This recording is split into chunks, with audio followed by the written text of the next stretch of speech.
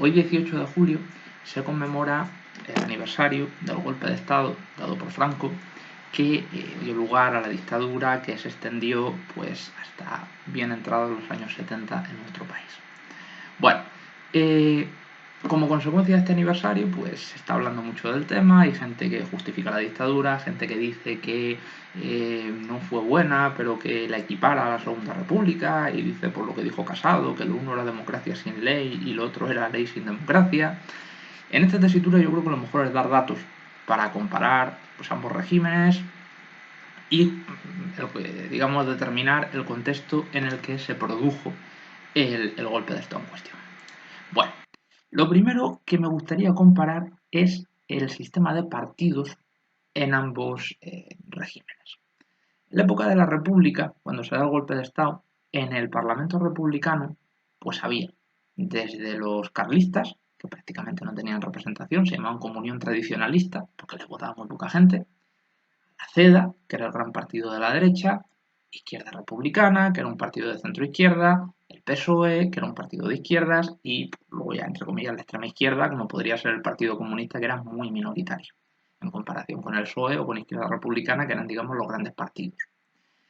En contraposición con este régimen parlamentario, donde también, pues evidentemente había partidos nacionalistas, Esquerra Republicana, PNV, que era fruto de que era un mapa absolutamente fiel de la realidad política española. Es decir, la gente votaba y cada cual estaba representado por un número de diputados equivalente al porcentaje de gente que los había votado. En contraposición con esto, cuando triunfa el golpe de Estado de Franco solamente hay un partido, Falange Española Tradicionalista y de los Jons, un partido que no existía hasta el momento y que lo crea Franco. Este partido es fruto de la fusión de dos partidos marginales, como eran Comunión Tradicionalista, los carlistas y la Falange. Los carlistas tenían una representación parlamentaria ínfima, no me acuerdo si llegaban a los 10 diputados.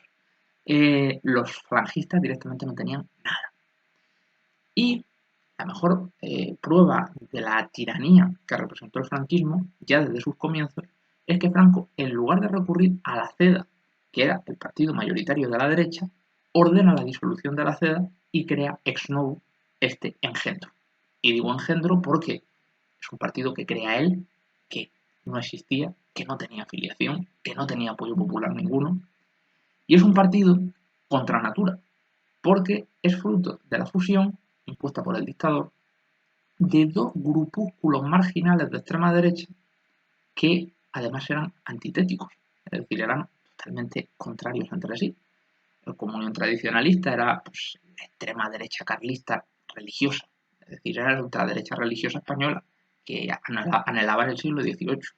Una monarquía, digamos, prácticamente absoluta, un dominio total de la Iglesia por parte de la Iglesia de la vida civil, básicamente eso, es decir, la inmensa cárcel religiosa pues que hemos tenido en España en los siglos pasados, es decir, donde los nobles mandan, el pueblo obedece y la Iglesia lava el cerebro a todo el mundo y le dice lo que tiene que hacer conforme a los dogmas del catolicismo más arcaico. Y la Falange, por el contrario, era un partido fascista estricto sensu, es decir, un partido que bebía de Mussolini, un partido que pues tenía esa concepción de que el Estado tenía que superar las izquierdas y las derechas, como dicen otros ahora, y establecer un partido único y un sindicato único que fuesen la columna vertebral y que hermanaran a todos los españoles. Y básicamente es un sistema totalitario de partido único, es decir, basado en pues, una serie de ideales totalmente hipócritas, de hermanamiento fruto de que todos dejamos de pensar y obedecemos ciegamente el pensamiento del duce o del Führer o del líder, y una eliminación de la pluralidad de la sociedad, pues eso, es decir, sustituyéndola por un ejército, que es el partido único que tiene una cabeza donde todo el mundo, a la que todo el mundo obedece. Se diferenciaban de los carlistas pues en que, bueno, en esta concepción de Estado totalitario, pues los nobles, el rey y toda la iglesia, pues no tenían un lugar importante. Muchos falangistas además eran laicos. Y como digo, pues su estructura era pues esa sociedad, digamos, regida por el partido único, donde pues para evitar las disensiones y para conseguir el hermanamiento entre ciudadanos, pues se creaba ese ejército que era el partido único, donde todo el mundo tenía que obedecer al líder y someterse a sus dictados. Y esos dos partidos, que eran tan diferentes entre sí, Franco ordena que se conviertan en el partido único del Estado. Y lo hace, porque Franco, ante todo, era muy cobarde y muy calculador y muy falso. Y precisamente por ello, él tenía miedo de que si establecía como partido único, pues un partido como podía ser la CEDA, que tenía su estructura, que estaba muy implantado a nivel social, pues le podían hacer sombra. Pero si legalizaba ese partido y creaba un partido suyo, hecho por él, donde él controlaba quién entraba, donde él controlaba quién ejercía los puestos de poder, pues su control sobre la sociedad sería total. Entonces, el nacimiento de ese engendro es fruto del deseo de dominación y de lo tremendamente calculador que era Franco, lo tremendamente maquiavélico. Y bueno, y da una imagen de hasta qué punto despreciaba a la sociedad española. Es decir, porque no solamente elimina su libertad política, sino que encima el partido único es una cosa contra natura creada por él que, pues eso, es decir, no tiene ninguna implantación social. En contraposición, como digo, con el Parlamento republicano donde todo el mundo estaba representado. Claro, en esta tesitura que justifican el golpe, dicen es que era inaceptable, si no los rojos nos iban a dominar, no sé qué. Y digo, oiga, había elecciones cada 4 años, ¿por qué no se esperó 2 años? Cuando ustedes dieron el golpe faltaban 2 años para que hubiese nuevas elecciones.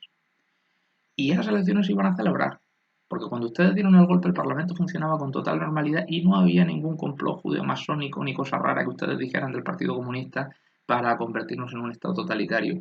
Entre otras cosas porque eso era imposible, porque el Partido Comunista eran 4 gatos y porque la tremenda diversidad de las fuerzas republicanas, anarquistas, que tenían una fuerza tremenda, socialistas, izquierda republicana, el partido de Lerroux, el Partido Radical, el Partido Comunista, que era muy minoritario, muy pequeñito, pues impedía que una de esas facciones intentase cualquier proyecto totalitario, porque el resto no lo iban a permitir, y mucho menos los anarquistas, que eran tremendamente celosos de las libertades individuales. Entonces, como digo, si los golpistas dieron el golpe es porque no creían en la democracia y porque aparte de no creer en la democracia sabían que precisamente por las reformas que se estaban haciendo y que estaban gustando mucho a los ciudadanos, porque estaban pasando de convertirlas a súbditos, digamos, el objeto de las reformas era que dejáramos de ser súbditos como lo éramos antes y pasásemos a ser ciudadanos ilustrados, libres, con derechos. Y precisamente por eso sabían que la derecha no podía ganar las elecciones. Y precisamente por eso reventaron el sistema democrático para imponer su tiranía, porque sabían que no iban a poder ganar unas elecciones. Porque claro, hay que tener en cuenta una serie de circunstancias de la España de la época. En la España de la época, un 40% de la población, cuando la República llega, era analfabeta. Cuando la República terminó, pues fueron 8 años después, el 31% de la población, no, 8 años no, perdón, fue el 18 de julio.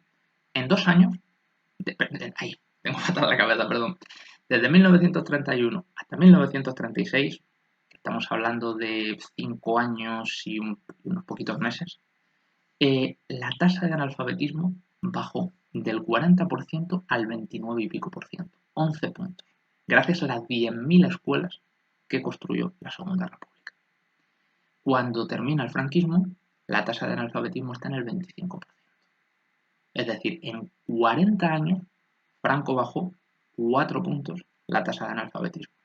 La República lo bajó 11 puntos en 5 años.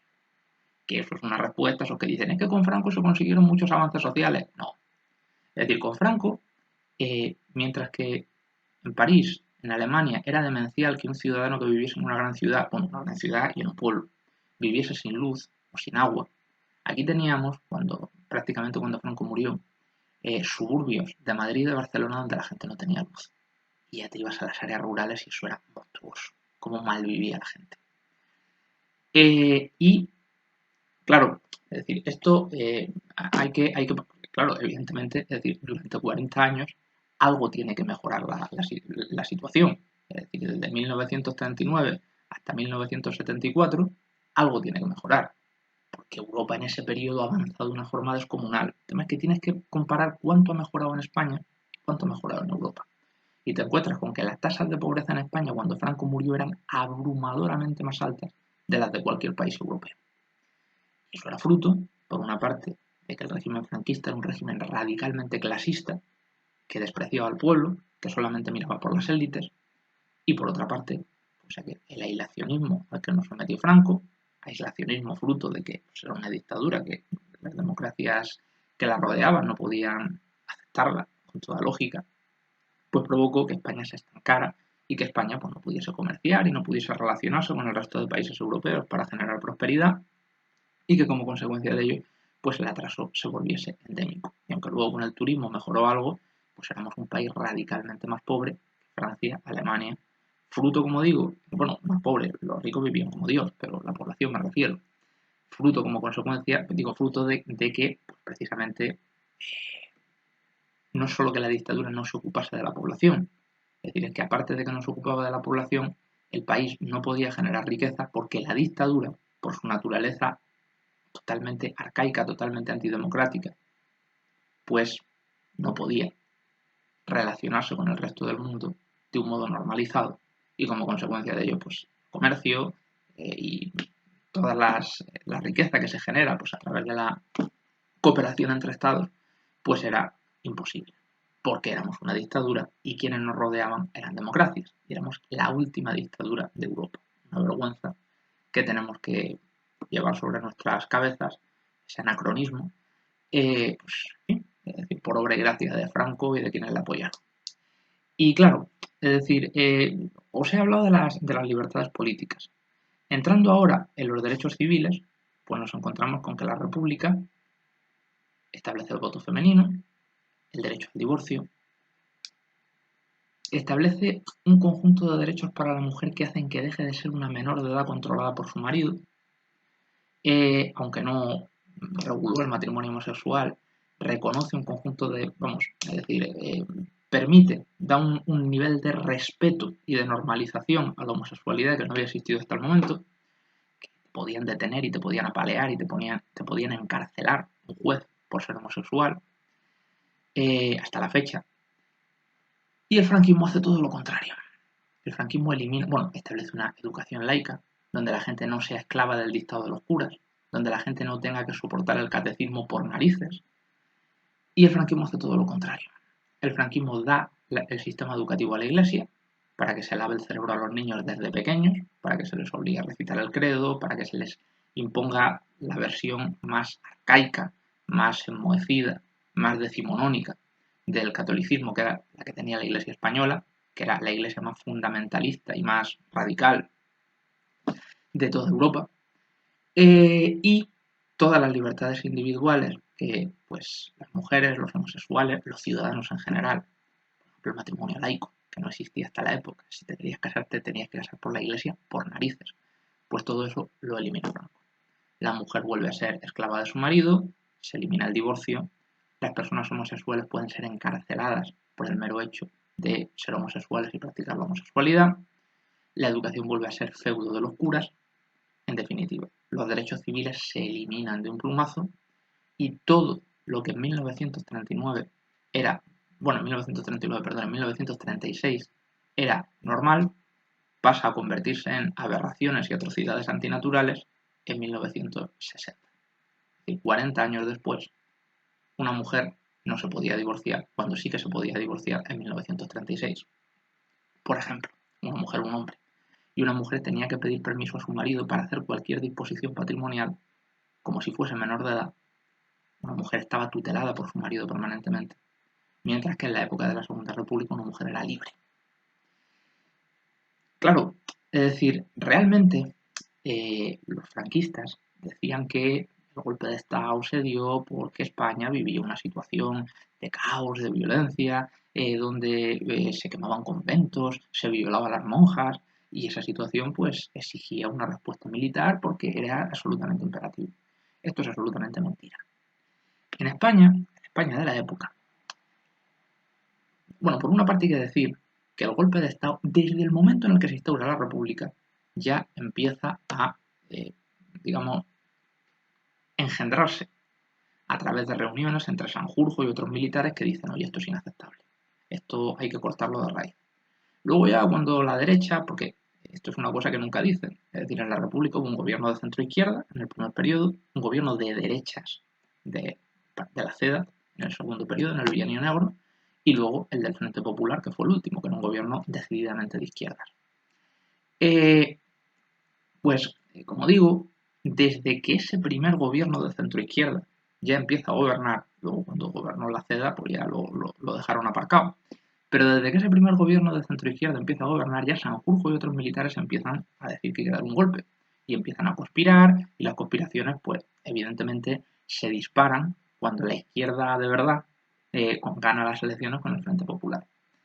Pero no porque hubiese violencia, porque para ellos era inconcebible que una mujer pudiese votar, para ellos era inconcebible que la gente se pudiera divorciar, para ellos era inconcebible que un cura no tuviese el derecho a imponer su moral a los demás y a obligar a los demás a aceptar esa moral, y sobre todo para ellos era inconcebible, y esta es la clave de todo, que un gobierno pudiese tocar los privilegios de los terratenientes, de las clases altas, de los dirigentes, y que pudiese obligarlas a pagar impuestos y que pudiese expropiarle los latifundios inmensos que tenían, que 4 nobles tenían la mitad de la tierra de España.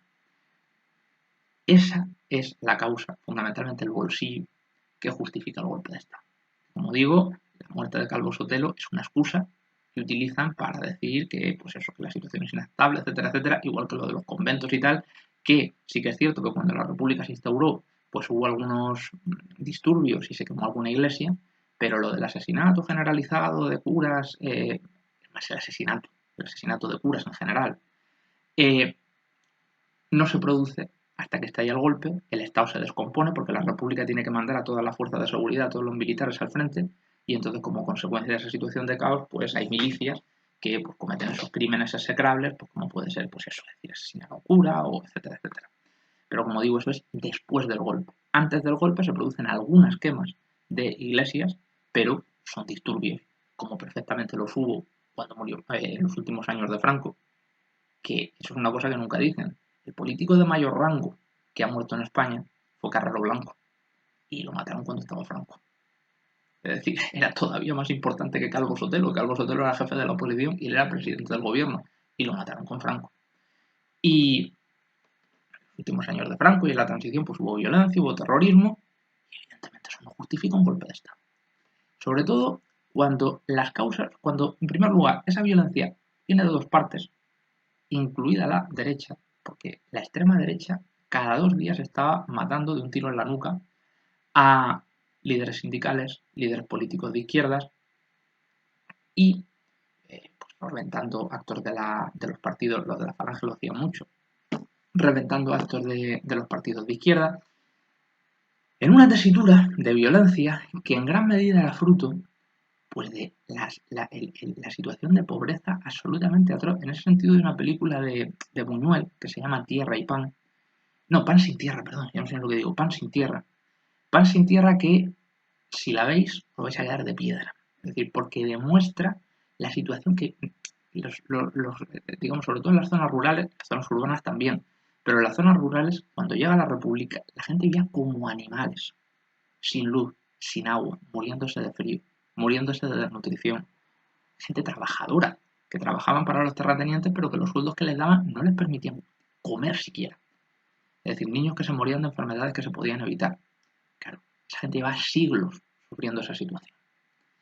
Y cuando ven una ventana abierta a la libertad, a la dignidad, como en la República, y cuando ven que sus opresores de toda la vida ya no son intocables, pero que siguen peleando todo lo que pueden para seguirlo siendo y para seguir manteniéndoles pues, en la miseria, para seguir conservando sus privilegios, pues es absolutamente normal que una parte de esta gente no pueda más y practique la violencia. Pero la solución a eso, es decir, la solución a eso no es más represión. La solución a eso es dar derechos a la gente. Porque cuando el que ataca es pues, un talibán que quiere imponer la ley islámica porque él lo dice, pues sí que, desde luego, puede estar justificado pues, responder con violencia, o cuando el que, digamos, ataca pues es un tío que simplemente quiere imponer su desnuda voluntad porque él lo vale. Es decir, porque él considera que tiene derecho a decir a los demás lo que tienen que hacer. Pero cuando el que ejerce la violencia en un contexto donde los de la derecha también están ejerciendo la violencia a lo bestia, es una persona que ha visto morir a su hijo de frío, pues es evidente que si se cambian las condiciones sociales que han dado lugar a eso y que han llevado a esa persona a vivir en una miseria absolutamente inhumana, pues esa persona dejará de practicar la violencia y nadie volverá a practicarla por esos mismos motivos. Y viviremos en una sociedad con armonía, con paz y donde la convivencia sea una realidad. Entonces, el hecho de que en esa situación de transición en la que una España feudal que habíamos tenido hasta la época está empezando a cambiar gracias a un régimen que quiere convertirla en una democracia moderna, pues el hecho de que una parte de la población en determinado momento pues, pueda generar disturbios por la rabia, por la frustración que lleva guardando dentro de sí. Que no es solamente digamos que todas estas personas tenían que soportar el hambre, el frío, la enfermedad. Es decir, es que encima tenían que besar los pies de los señoritos. Encima tenían que dar las gracias a los que les estaban escupiendo encima. Encima tenían que besar la mano al cura que le estaba diciendo todo está muy bien, traga, aguanta porque si no vas a ir al infierno. Entonces es normal que esa frustración, esa rabia, pues se materialice en violencia en determinadas situaciones muy puntuales, porque la situación de la República no era la situación de caos de la que hablan. Es decir, había en situaciones puntuales actos de violencia de la derecha y actos de violencia de la izquierda, una situación que más o menos se puede equiparar pues a la que había tras la muerte de Franco en la primera época de la transición, en la que había muchos atentados, tanto de la extrema derecha, la extrema izquierda, disturbios en la calle, etcétera, etcétera. Pero como digo, era una situación perfectamente salvable con justicia social y con derechos para la gente. El problema era, como digo, que los que organizaron el golpe y los que querían ejecutar el golpe, fuera como fuera, y utilizaron la excusa de Calvo Sotelo para ejecutarlo, lo que no querían era que cambiaran las cosas. Y lo que no querían era que el campesino pasase de ser un perro, como aparece en esta película, o lo que puede aparecer, que os he dicho de Buñuel, Pan sin tierra, o la que puede aparecer en Los Santos Inocentes. Es decir, en Los Santos Inocentes, que es una película, pues, absolutamente pues, real de lo que tenían que sufrir digamos, los personas que vivían en el campo en la primera época del franquismo. Y ya digo, es decir, es una situación en la que me acabo de dar cuenta, perdón, uy, es que estoy fatal. Me acabo de dar cuenta que he dicho mal el nombre de la película de Buñuel. Antes es Tierra sin pan. Es decir, no pan sin tierra. Eh, pues como digo, esa situación de violencia puntual que podía darse durante la República y que bajo ningún concepto justifica un golpe de Estado, es una situación que con la normalización de la vida social, con la normalización de la vida política, fruto de las reformas que necesitaba el país para que los millones y millones de españoles que habían sido tratados como perros hasta el momento pasasen a ser tratados como ciudadanos, pues esas situaciones, evidentemente, esas situaciones de violencia desaparecerían inmediatamente. Desaparecerían inmediatamente en cuanto hubiese un poco de justicia. La solución no era un golpe de Estado. Entonces, en definitiva, eh, nos encontramos con un régimen político como la República, donde los derechos civiles eran una realidad, donde la libertad política llevaba a que hasta la extrema derecha estuviese representada en el Parlamento y donde cada 4 años se podía cambiar al gobierno si no gustaba, a un régimen de partido único que se impone durante 40 años por gente que desde un principio quería ese régimen, que desde un principio lo que estaba combatiendo eran los derechos civiles y políticos de la población y ante todo el monopolio de la riqueza. Esto estaba defendiendo el monopolio de la riqueza por su parte. Y en esa tesitura, pues el golpe de Estado no deja de ser lo que fue un acto de tiranía, un acto de opresión, un atentado radical contra la democracia, cuyo fin era destruir la democracia, destruir los derechos civiles, destruir la libertad de conciencia e imponer pues, una inmensa cárcel gobernada por curas y militares que sufrimos durante 40 años. Precisamente por eso la República me parece la mayor experiencia democrática que habíamos tenido hasta la fecha en nuestro país, un sistema tremendamente positivo y que, pues en fin, es decir, de no ser por ese golpe de Estado, desde mi punto de vista, pues habría dado lugar a un país muy distinto, infinitamente más próspero, infinitamente más libre del que tenemos ahora mismo, si no hubiésemos tenido esos 40 años de cárcel inmensa que nos impuso Franco. Así que, lo dicho, yo condeno el golpe de Estado, como se está diciendo hoy por Twitter, y espero que más pronto que tarde volvamos a tener una república que nos quite esa reminiscencia absolutamente arcaica que son los Borbones y que nos volvió a poner Franco. Y que bueno, y que he visto ha salido hace poco en público que Campechano, el padre del actual, se forró mediante el comercio de armas a dictaduras árabes. Obviamente no lo declaró Hacienda, todos los millones en negro, etcétera, etcétera, pero que su papel como comisionista no era como comisionista en general, sino como comisionista de armas, de venta de armas a dictaduras, que luego las iban a utilizar pues, para cometer crímenes atroces. Pero bueno, a Campechano se lo daba igual. Igual que podía glorificar a Franco, podía hacer lo que fuera con tal de seguir chupando del bote. Y por supuesto violar la ley y por supuesto vomitar en la monarquía, que para él solamente era un instrumento para seguirse forrando. En fin, gracias por escucharme, que hoy me he enrollado más de lo normal.